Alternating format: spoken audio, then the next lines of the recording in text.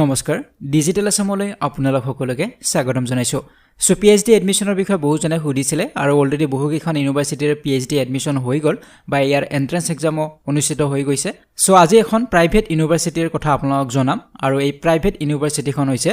Assam Don Bosco university আৰু এই ইউনিভাৰ্সিটিখনে 2021 বৰ্ষৰ বাবে পিএইচডি এডমিশন নোটিফিকেশন ৰিলিজ কৰিছে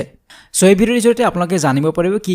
বিষয়ৰ ওপৰত আপোনালোকে পিএইচডি কৰিব পাৰিব কোড কিমান ইনটেক আছে ইয়াৰ এডমিশন ফি কিমান হ'ব অনলাইন এপ্লাই লাষ্ট ডেট কেতিয়া সকলোবিলাক কথা আপোনালোকে এই ভিডিঅ'ৰ জৰিয়তে জানিব পাৰিব সো প্ৰথমতে মই আপোনালোক জনাইছো ইয়াৰ এলিজিবিলিটি ক্ৰাইটেৰিয়া যে কেনে ধৰণৰ এলিজিবিলিটি বা যোগ্যতা আপোনাৰ থাকিলে ইয়াত এপ্লাই কৰিব পাৰিব সো আপোনাৰ সকলোৱে জানে যে পিএইচডিত এপ্লাই কৰাৰ বাবে বা এডমিশন পাবৰ বাবে আপোনাৰ মিনিমাম 55% মাৰ্কস থাকিব লাগিব মাষ্টাৰ্ছ ডিগ্ৰীত গতিকে ইয়াতো ঠিক একেই হয় 55% মাৰ্কস আপোনাৰ থাকিব লাগিব মাষ্টাৰ্ছ ডিগ্ৰীত নাইবা সিজিপিএ 6.0 থাকিব লাগিব on a scale of 10 for masters degree গতিকে এইখিনিয়ে জেনাৰেল এলিজিবিলিটি থাকিব লাগে পিএইচডি এডমিশনৰ বাবে সো এতিয়া আমি আলোচনা কৰিম ইয়াৰ সিলেকশন প্ৰসেস কেনেধৰণে হ'ব কেনেধৰণে আপুনি এডমিশন পাব পাৰে এপ্লাই কৰাৰ পিছত আপোনালোকে ৰিটেন এক্সাম এটা দিব লাগিব আৰু তাৰ লগতে এটা পাৰ্সোনাল ইন্টাৰভিউ আপোনাৰ হ'ব নাইবা ৰিটেন এক্সাম বা পাৰ্সোনাল ইন্টাৰভিউ দুটাৰ ভিতৰত এটাও পাতিব পাৰে নাইবা দুটাই পাতিব পাৰে গতিকে ইয়াৰ সিলেকশন প্ৰসেসটো হ'ব এনে ধৰণৰ যে আপোনাৰ মাষ্টাৰ্ছ ডিগ্ৰী যিখিনি মাৰ্কস আছিল বা যি গ্ৰেড পইণ্ট আপুনি পাইছিলে সেই গ্ৰেড পইণ্টৰ পৰা কিছু পাৰ্সেন্টেজ তেওঁলোকে ল'ব তাৰ পিছত আপোনাৰ ৰিটেন এক্সাম নাইবা পাৰ্সোনাল ইন্টাৰভিউত আপোনাৰ যেনেকুৱা ধৰণৰ পাৰফৰম্যান্স হ'ব তাৰ পৰা তেওঁলোকে কিছু পাৰ্সেন্টেজ লৈ এটা ওয়েটেজ বনাই মেৰিট লিষ্ট বনাব গতিকে দুটাৰ পৰা কাউন্ট কৰা হ'ব গতিকে তেনে ধৰণে আপোনালোকৰ সিলেকশন হ'ব গতিকে এতিয়া আমি আলোচনা কৰিম কি সাবজেক্ট আছে আৰু কোড কিমান ইনটেক আছে সো সাবজেক্ট বিলাক হৈছে বায়ো সায়েন্সেস ইয়াতে 4টা সিট আছে তাৰ পিছত বটানীত আপোনালোকে কৰিব পাৰে তাত 4টা সিট আছে কেমিষ্ট্ৰিত আছে 11টা সিভিল ইঞ্জিনিয়াৰিংত আছে 2টা কমাৰ্চত আছে এটা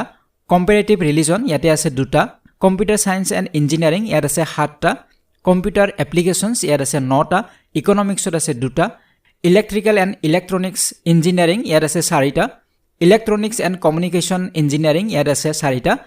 এডুকেশ্যনত আছে 7টা ইংলিছত আছে 2টা মেনেজমেণ্টত আছে এটা মাছ কমিউনিকেশ্যনত আছে এটা মেথমেটিক্সত আছে 10টা মেকানিক্যাল ইঞ্জিনিয়াৰিংত আছে 3টা নৰ্থ ইষ্ট ইণ্ডিয়া ষ্টাডিজত আছে 2টা ফিলছফিত আছে 2টা ফিজিক্সত আছে এটা সাইকোলজিত আছে 2টা সোশ্যাল ওয়াৰ্কত আছে 4টা আৰু জুলজিত আছে 10টা গতিকে এইবিলাক সাবজেক্টত আপোনালোকে পিএইচডি কৰিব পাৰিব সো ইয়াৰ উপৰি এট সাবজেক্ট এৰিয়া বিলাকো লিখা আছে আপোনালোকে চাই ল'ব মই লিংকটো ডেসক্ৰিপচন বক্সত দি দিম তাৰ পৰা আপোনালোকে এই পিডিএফ ফাইলটো ডাউনলোড কৰিব পাৰিব আৰু ইয়াৰ পৰা আপোনালোকে চাব পাৰিব কোনটো সাবজেক্টত কোনবিলাক সাবজেক্ট এৰিয়া ইয়াত দিয়া হৈছে এই সাবজেক্ট এৰিয়া বিলাকৰ ওপৰত আপোনালোকে পিএইচডি কৰিব পাৰিব গতিকে সেই বিষয়ত উল্লেখ কৰা আছে গোটেইবিলাক আপোনালোকে চাব পাৰিব প্ৰতিটো সাবজেক্টৰে ইয়াতে দিয়া আছে সাবজেক্ট এৰিয়া বিলাক তো এইখিনি আপোনালোকে চাই ল'ব সো এতিয়া মই আপোনালোক জনাম এপ্লিকেশন প্ৰসিডিউৰ আপোনালোকে কেনে ধৰণে এপ্লাই কৰিব লাগিব সো অনলাইন আপোনালোকে এপ্লাই কৰিব লাগিব এটো হৈছে ওয়েবসাইট dbuniversity.ac.in তো ইয়াতে আপোনালোকে এপ্লাই কৰিব লাগিব মই লিংকটো ডেসক্ৰিপচন বক্সত দি দিম ইয়াৰ উপৰি আপোনালোকে অনলাইন এপ্লাই কৰাৰ সময়ত 1000 रुपीस পে কৰিব লাগিব এপ্লিকেশন ফি আৰু এটো আপোনালোকে নেট বেংকিংৰ জৰিয়তে বা ডেবিট বা ক্ৰেডিট কাৰ্ডৰ জৰিয়তে পে কৰিব পাৰিব সো ইয়াৰ লাষ্ট ডেট কিমান হ'ব হে বিষয়ে মই জনাম তাৰ আগতে আপোনালোক জনাইছো ৰিটেন টেষ্ট সম্পৰ্কে সো ৰিটেন টেষ্টত আপোনালোকে কি বিষয় চাব লাগিব ইংলিশ কম্প্ৰিহেনশন আপোনালোকে চাব লাগিব তাৰ ওপৰত কোৱেশ্চনছ আহিব লজিক্যাল এণ্ড এনালাইটিক্যাল এবিলিটি তাৰ ওপৰত কোৱেশ্চনছ আহিব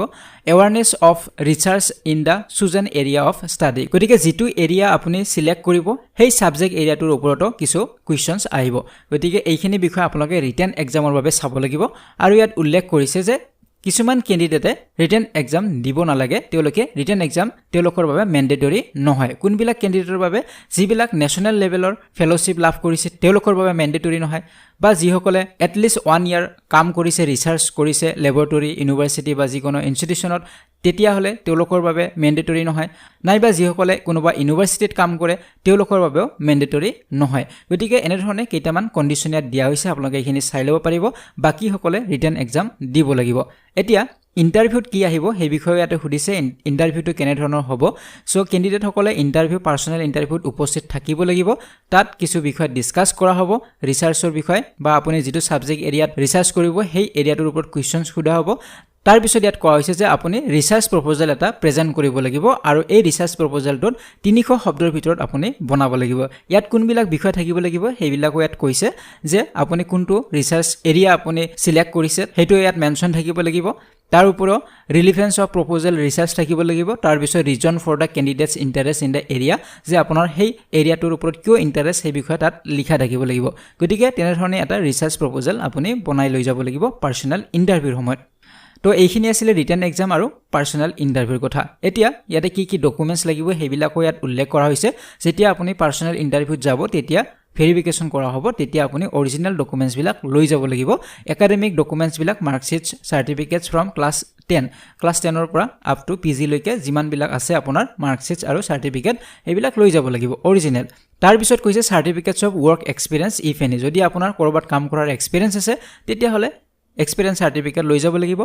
তাৰ পিছত কৈছে proof of previous research experience আপুনি যদি প্ৰিভিয়াছ কৰবাত ৰিসাৰ্চ কৰিছিলে তেতিয়া হলে তাৰ এক্সপেৰিয়েন্সৰ আপুনি লৈ যাব লাগিব বা তাৰ প্ৰুফ এটা লৈ যাব লাগিব যে আপুনি কৰবাত 1 ইয়াৰৰ কোনোবা ল্যাবৰেটৰী হক কোনোবা ইনষ্টিটিউচনত হক আপুনি 1 বছৰ তাত ৰিসাৰ্চ কৰিছে তাৰে প্ৰুফ হিচাপত আপুনি এখন এক্সপেৰিয়েন্স সাৰ্টিফিকেট লৈ যাব লাগিব তাৰ পিছত কোৱা হৈছে no objection certificate from the current employer if currently employed যদি আপুনি কোনোবা ইউনিভাৰ্সিটিত চাকৰি কৰি আছে